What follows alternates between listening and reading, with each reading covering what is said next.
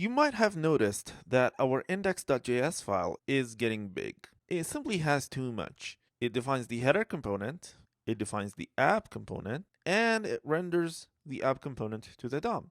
These are actually three separate things that needs to go into three separate files.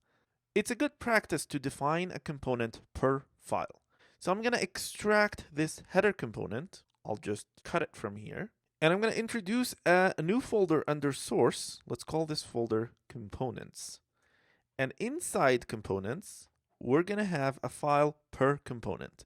So let's have a header.js. I usually match the name of the component to the name of the file. And in here, I'm going to paste the header.js code. So this header.js is going to be its own module. For other modules to use the header module, we need to export it. So we do export default header. Now, since we're using React here, and also we're actually using React here, remember React.create element, we need to import React. So let's import React from React. So I think this header component is ready.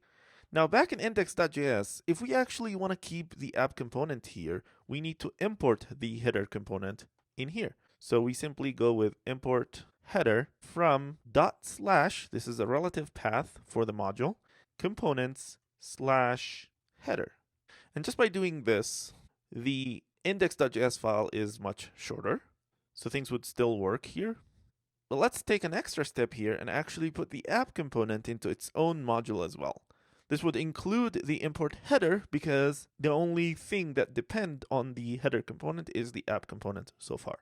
So I'm going to cut the code from here, create a new file, call this file app.js, paste the code, introduce the dependencies. We do have a dependency on React. This is actually in every component.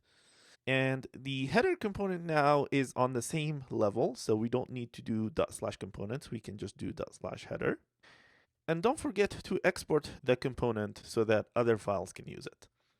So now back in index.js, the only dependency that we need is the app component. And we read that from /components/app. Go ahead and test. And things still work the same. So now the index component has one responsibility. It renders a top level component to the DOM. It's much shorter. And we also have a very clear dependency tree. We start with the index component. That component depends on the app component. The app component depends on React and on a header component. The header component only depends on React. So all these dependencies are a lot more clear now that we're using modules.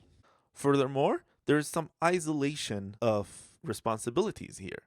So the app component doesn't really care about what the header component does with that message. How the header component is going to display that message, that's the business of the header component itself. So we isolate these responsibilities when we start to introducing components like that.